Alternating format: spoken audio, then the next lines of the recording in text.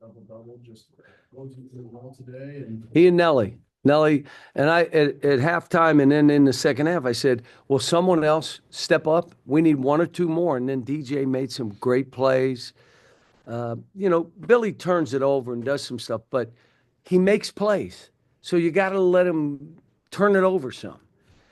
Carter was starting the game loose. The kid stole the ball from him. He shoots an air ball instead of driving it and recovers, but he wasn't staying in front of anybody. Billy was, Nelly was, DJ was.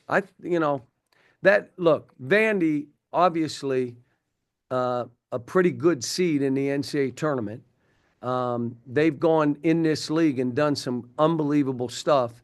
We needed to win a game, and we did. But they're good, and they're well coached. They run great stuff. We missed. I wish we'd have made a couple more threes, but 24 is a little bit, a lot of threes for us. But made shots, made layups. How about making layups? How about that? Like we're making layups now. To maybe focus less on shooting threes, but is that something you're kind of telling those guys to do a little bit more now when you do in Boogie Bowl Cup? No, we are what we are. It's funny. There's not one way to play this game. Everybody, you have to play it. No, depends on your team. This is about my fourth team this year.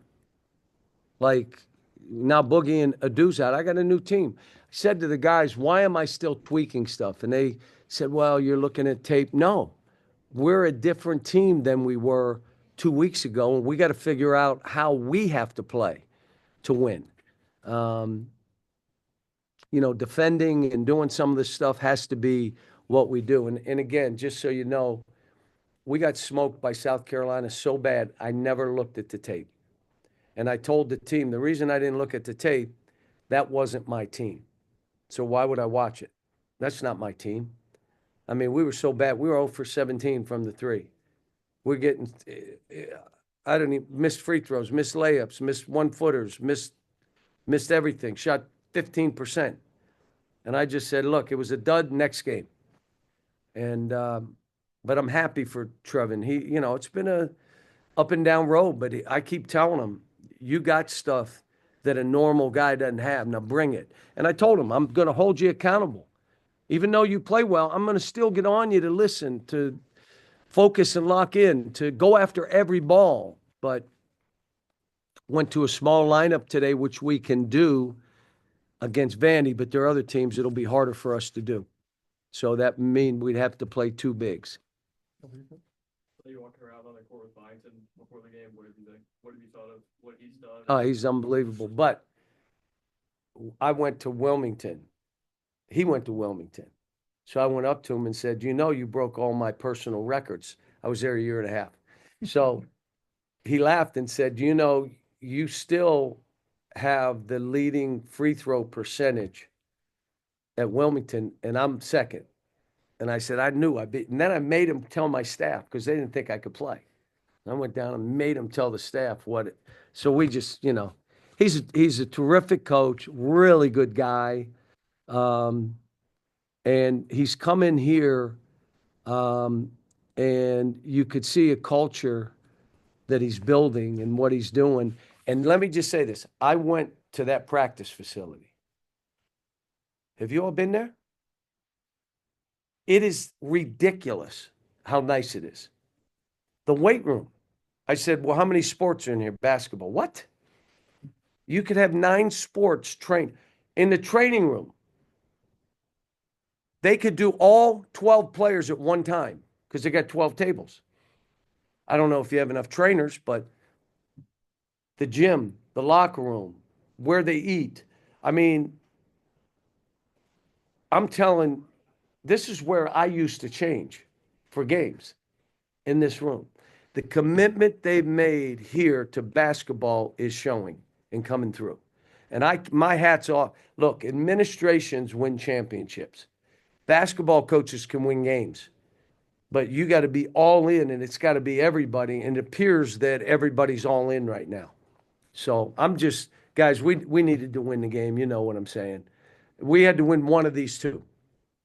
We won this one. Now, hopefully, we'll show up for 11 o'clock game. So they're sending us home at 3 in the morning, and we play 11 a.m. game. I know they've done that to other teams in the league. Not. In the back, Coach. You mentioned that this is the fourth version of this team you've coached this year. Obviously, there's a lot of challenges that you guys have had to endure, but what excites you about this current version of this team? Well, what they've been through. We started 0-5. Like, it's over. He stinks. He can't coach. They can't play. He stinks. That kid stinks. And some of the guys, they were bazooka shots at some of these kids, and they withstood it. They persevered. And I kept telling them, when you get through this, you're going to be so much stronger, mentally tougher, that there'll be things later in life that happen to you that won't phase you, that would knock you on your back if you hadn't gone through this. And so now, for me, for them to win the game like this, when they had to, and do it together, it's just, I'm enjoying the whole year, to be honest with you. I really have. We were 0-5, and we broke champagne when we beat Georgia, because I knew we weren't going to go 0-19. We might go 1-18, but we weren't going 0-19. And so we've had fun with it. We got some good kids coming in. You will see who's staying.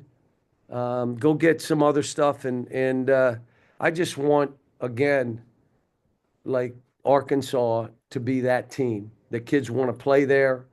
The TV, two of the highest rated games this year were us, Illinois and Kentucky. Those are top four. You want people to want to watch us and, make it the thing. And our fans, these last games have been like, I'm like, wow. And we were 0-5. They were still being nice. I said, geez, what's going to happen if we win a game or two? So, but I'm happy for the guys. Our hard work pays off, all that good stuff. Can I go so we can get home by 2 o'clock? 9 different starting lineups in 30 games. So